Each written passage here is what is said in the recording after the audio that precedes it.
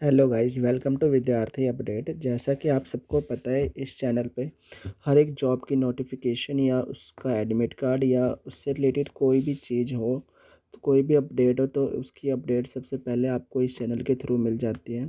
तो आज हम एक नई शुरुआत करने जा रहे हैं। जो भी हमारे फ्रेंड्स पंजाब यूनिवर्सिटी या उससे एफिलेटेड कॉलेज से बीए कर रहे हैं, तो उनके पास पंजाबी या एचसीपी में से कोई एक सब्जेक्ट ज़रूर होगा।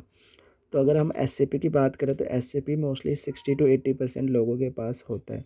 तो एससीपी जो एक कॉमन सब्जेक्ट है बीए वालों के लिए, चाहे उनका सब्जेक्ट कॉम्बिनेशन कोई भी हो, बट उनको एचसीपी ज़रूर लेना पड़ेगा। तो ऐसे ही हमारे पास, तो इसी से रिलेटेड आज हम एक नई शुरुआत करने जा रहे हैं कि जो बीए फर्स्ट सेमेस्टर की जो एचसीपी की बुक है, उसका आज हम फर्स्ट चैप्टर करने जा रहे हैं। इस वीडियो को देखने के बाद शायद आपको उस बुक खरीदने की ज़रूरत ना पड़े, या आपको बुक अगर आपके पास है तो उसको पढ़ने की ज़रूरत ना पड़े, क्योंकि ये वीडियो स्पेशल हिंदी मीडियम वालों के लिए है जिनके पास एससीपी हिंदी मीडियम में है। तो आज हम उस बुक का फर्स्ट चैप्टर करेंगे और इस वीडियो को देखने के बाद आई एम श्योर कि आपके सारे डाउट्स क्लियर हो जाएंगे और आपको फर्स्ट चैप्टर पढ़ने की ज़रूरत नहीं पड़ेगी। तो आइए शुरुआत करते हैं। जो हमारा एससीपी का फर्स्ट चैप्टर है वह है प्राचीन पंजाब, भौगोलिक विशेषताएं तथा उनका इतिहास पर प्रभाव। इट मीन्स ये कह रहे हैं कि पंजाब का इतिहास क्या है या उसका क्या प्रभाव पड़ा, या पंजाब का जो भौगोलिक कंडीशन है उसका क्या प्रभाव पड़ा। तो अगर आपके एग्ज़ाम में जो क्वेश्चन आता है वो मोस्टली ऐसे घुमा फिरा कर ही देते हैं वो, कि पंजाब की भौगोलिक स्थिति क्या है, उसका क्या असर पड़ा है, पंजाब का इतिहास क्या है, उसका क्या असर पड़ा, या पंजाब का क्या कल्चर है। तो इन सब में आपने जो शुरुआत करनी है लिखने की, आपके पास जो शीट होती है उसका आप मिनिमम 3 पेज मैक्सिमम 5 पेज कर सकते हैं। आगे पीछे मिला के 1 पेज काउंट होता है। तो आपने क्या करना है, जो इसमें हेडिंग देनी है वो स्पेशली ब्लैक पेन से देनी है और नीचे आंसर जो है ब्लू पेन से लिखना है। तो इससे ये होगा, आपका जो पेपर है वो अट्रैक्टिव लगेगा, आप मार्क्स ज़्यादा ले सकते हैं। तो उसी से रिलेटेड जो है आज हम शुरुआत करने जा रहे हैं। जैसे आपके पास सपोज़ ये क्वेश्चन है, पंजाब का भौगोलिक कंडीशन क्या है, या पंजाब का इतिहास क्या है। तो अगर पंजाब का, तो अगर ऐसे पूछे तो आपने ऐसे शुरुआत करनी कि सबसे पहले उसमें एक मीनिंग देना है, पंजाब क्या चीज़ है। तो अगर तो आपने लिखना है कि पंजाब जो है 5 नदियों का संगम है, और इसके नाम से ही हमें जानकारी मिल रही है कि पंजाब मीन्स पंज, जो ये आध वर्ड से बना हुआ है, पंज प्लस आब। पंज मीन्स 5, आब मीन्स रिवर। तो इट मीन्स ये 5 राज्यों का, जो 5 नदियों का जो एक राज्य है। और जो 5 प्रमुख नदियाँ हैं वह रावी, ब्यास, झेलम, चिनाब, सतलुज। ठीक है, सतलुज, ब्यास, रावी, चिनाब, झेलम, तो यही है। तो इन नदियों का जो इम्पोर्टेंस है वो इस तरीके से भी बढ़ जाता है कि इन नदियों के थ्रू पंजाब में सारी इरिगेशन इसी से होती है, जो सिंचाई है खेतों की वो इसी से होती है। प्लस ये जो नदियाँ का पानी पीने के लिए भी काम आता है, प्लस और भी कई ज़रूरतें इससे पूरी होती है, लाइक बिजली बनाना या ऐसी चीज़ें। तो इस इनकी इम्पोर्टेंस एकदम से बढ़ जाती है।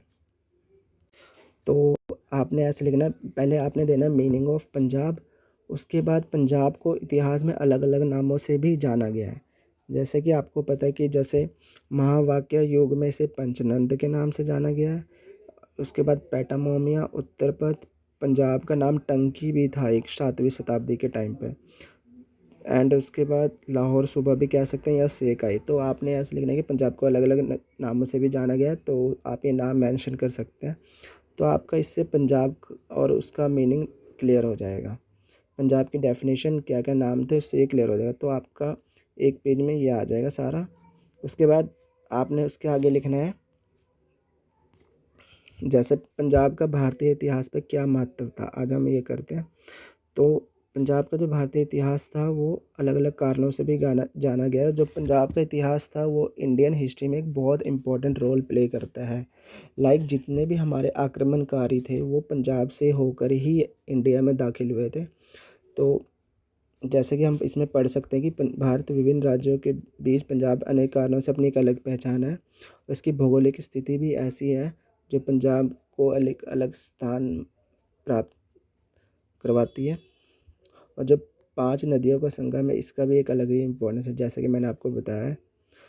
तो इसी से हम देख सकते हैं पंजाब की धरती से जो पहला तो यही होगा, जो आक्रमणकारी थे वो पंजाब के रास्ते ही दाखिल हुए यहाँ पे इंडिया में। दूसरा, पंजाब जो है की धरती जो है कई धार्मिक सूफी संत सिलसिले जैसे चिश्ती हो गया, सुहारवादी, नक्शवादी इत्यादि ये सब शुरू हुए थे। पंजाब में कई धर्मों का भी उदय हुआ था। तो यहाँ से जो सिख धर्म है उसका सबसे मतलब पंजाब तो सिखों की नगरी है, तो जो सिख धर्म है उनके जो 10 गुरु हैं उनका भी यहीं से सारा कुछ मतलब रिलेटेड है। तो जो हमारे इम्पोर्टेंट गुरु जी हैं, लाइक हम कह सकते हैं गुरु अर्जन देव जी, गुरु तेग बहादुर, बंदा बहादुर अपनी मातृभूमि के लिए अपने उन्होंने प्राणों की आहुति दी, मतलब अपना जीवन बलिदान दिया। तो गुरु गोविंद सिंह ने मुगलों के आतंक तथा धार्मिक असहिष्णुता के विरुद्ध विद्रोह का झंडा उठाया। मतलब जो गुरु गोविंद सिंह जी थे वो आक्रमणकारियों के विरोध में उन्होंने मतलब अपना सर्वोच्च बलिदान दिया, और उन्होंने एक विरोध का झंडा उठाया, मतलब कि विरोध करने के लिए उन्होंने अपना एक अलग ही मतलब झंडा उठाया, जिससे आक्रमणकारी को पता लग सके कि उनकी ताकत क्या है। और सिख अहमद शाह अब्दाली के अत्याचार और कत्लेआमों के विरुद्ध भी वीरतापूर्वक लड़े। उस टाइम क्या होता था कि जो अहमद शाह अब्दाली के जो आक्रमणकारी थे उन्होंने सिखों के ऊपर बहुत अत्याचार किया। तो इन जो सिख हमारे गुरु थे उन्होंने उनके खिलाफ मतलब लड़ाइयाँ लड़ी, और पंजाब को जो है 12 मिसलों की स्थापना जिन्हें महाराजा रणजीत सिंह ने अपने नियंत्रण में लिया था, और साथ ही अफगान शक्ति को पराजित कर पेशावर को भी अपने अधीन कर लिया था। मतलब अफगानिस्तानियों को भी हराकर पेशावर को अपने कब्जे में ले लिया। इस तरह पंजाब सिखों का महाराजा रणजीत सिंह के प्रयत्नों स्वरूप शक्तिशाली का संपूर्ण राज्य बना। मतलब जो महाराजा रणजीत सिंह जी थे वो पंजाब के एक इम्पोर्टेंट मतलब कह सकते हैं कि जीवन बलिदान करने वाले थे लोग। तो उसी से हम पंजाब का जो है इतिहास हमें पता लगता है कि पंजाब में जितने भी मतलब वो थे बलिदान करने वाले, वो एक अपने उन्होंने एक बहुत बड़ी लड़ाइयाँ लड़ी कि पंजाब को आगे मतलब पंजाब को कैसे बचाना इन आक्रमणकारियों से जिन्होंने पंजाब के लोगों पे अत्याचार कर रखा था। तो इसी तरह हम पंजाब के इतिहास को हम पढ़ सकते कि आपने इसमें ये लिखना है कि जो पंजाब के आक्रमणकारी थे वो पंजाब से होकर आए। उसके बाद जो अहमद शाह अब्दाली के आक्रमणकारी थे पंजाब के लोगों पे बहुत अत्याचार करते थे। जो हमारे 10 गुरुओं थे उन्होंने भी अपने बलिदान दिए, प्लस जो महाराजा रणजीत सिंह थे उनका भी सर्वोच्च बलिदान रहा इस पंजाब की लड़ाई में, और उन्होंने अफ़गानिस्तानियों के साथ लड़के पेशावर को अपने कब्जे में ले लिया। तो उसके बाद हम पढ़ेंगे पंजाब में मौसम, वर्षा तथा मिट्टी की संरचना कैसे होती है। तो पंजाब का जो मौसम है वो बड़ा ही जटिल है, मतलब बड़ा ही मुश्किल है। लाइक अगर हम बात करें पंजाब में जो गर्मी है तो बहुत ज़्यादा ही गर्मी है, या ठंडी है तो बहुत ज़्यादा ही ठंड है। तो जो पंजाब के जो मैदान है वो जुलाई में ही फर्स्ट वर्षा का अनुभव करते हैं, मतलब जो जुलाई में ही है पहली बारिश हो जाती है, और जो सितंबर के तीसरे सप्ताह तक चलते हैं, मतलब थर्ड वीक ऑफ सितंबर तक चलती है।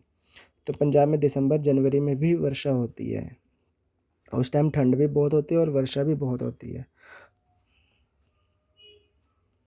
और जो पंजाब की जो ज़मीन है वो उपजाऊ इसलिए भी है कि जो पंजाब की नदियाँ हिमालय से बहने वाली है वो अपने साथ नई उपजाऊ मिट्टी लेके आती है और मैदान में बिछा देते हैं, जिस कारण पंजाब की जो ज़मीनें हैं वो बहुत उपजाऊ होती है।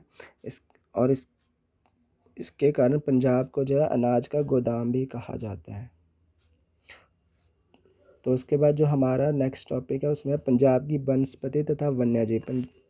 तो मतलब इंडिपेंडेंस पार्टीशन से पहले, जो इंडिया पाकिस्तान का जो पार्टीशन हुआ था उससे पहले पंजाब जो है वनस्पति के मामले में बहुत प्रॉस्पर था। लेकिन हम कह सकते हैं कि पंजाब में वनस्पतियों का बहुत अच्छा योगदान रहा। और जो हमारे कुछ इम्पोर्टेंट जो वृक्ष हैं जैसे लाइक पीपल, शीशम, बरगद, ये इनका एक अलग ही इम्पोर्टेंस है। उसके बाद कुछ हमारे जो फल फ्रूट हैं जैसे आम, आड़ू, नाशपाती, अमरूद, इनको भी बड़ी संख्या में जो है मतलब इनकी पैदावार होती है। और जो पालतू पशु हैं जैसे गाय, भैंस, बकरियां, खच्चर, घोड़े ऑटोकैड इनका भी बहुत महत्व है, जो मतलब सामान ढोने के लिए काम आते हैं, मतलब इनकी भी एक अलग ही इकोनॉमिकली इम्पोर्टेंस है। तो उसके बाद हम करेंगे पंजाब में कृषि उत्पाद तथा खनिज उत्पाद। तो जो पंजाब में है वो मेन जो कृषि उत्पाद है वो गेहूँ, चावल, दालें, मक्का, बाजरा, गेहूँ, चीनी, प्याज, आलू, खरबूज ये इत्यादि हैं। जो पंजाब में जो है फसलों का जो कटाई होती है 2 टाइम होती है। एक जो खरीफ फसल की कटाई है वो जुलाई से नवंबर तक चलती है, जो नवंबर में कटिंग होती है। उसके बाद जो रबी फसल है उसकी मार्च से अप्रैल तक। जो गेहूँ की हमारी जो फसल है रबी की, तो वो अप्रैल मई में उसकी कटाई होती है। तो उसके बाद अगर हम बात करें खनिज उत्पादन की, जो पंजाब के मैदान में खनिजों में भी बहुत मतलब रिच है। लेकिन जो पंजाब में है वो मिनरल्स भी बहुत ज़्यादा पाए जाते हैं। लाइक जैसे हम बात कर सकते हैं, चट्टानी नमक का मुख्य क्षेत्र है। पंजाब के कुछ भागों में विशेष रूप से काले बाग में बटिया किस्म का कोयला पाया जाता है, मतलब कि पंजाब के कुछ भागों में कोयला भी पाया जाता है। तो आप ये कह सकते हैं कि पंजाब में जो कृषि उत्पादन बहुत ज़्यादा है, उसके जो मुख्य फसलें हैं गेहूँ, चावल, दालें, मक्का, बाजरा है। और जो पंजाब में मिनरल्स की बात करें तो पंजाब में कोयला जो है सबसे ज़्यादा पाया जाता है, वो भी घटिया किस्म मियावाली ज़िले में घटिया किस्म, नॉट बैड, इट्स घटिया, इट्स नेम ऑफ कोल किस्म का पाया जाता है। तो ये हमारी जो वीडियो थी ये पार्ट 1 की वीडियो है। इसमें हमने क्या क्या पढ़ा, जो पंजाब है उसका इतिहास, उसका जोग्राफिकल कंडीशन, उसके वनस्पति, खनिज। तो आपसे अगर क्वेश्चन आए पेपर में कि पंजाब की क्या क्या विशेषताएं हैं, मतलब इतिहास में, जोग्राफिकल व्यू से, तो आप ये सारे पॉइंट लिख सकते हैं।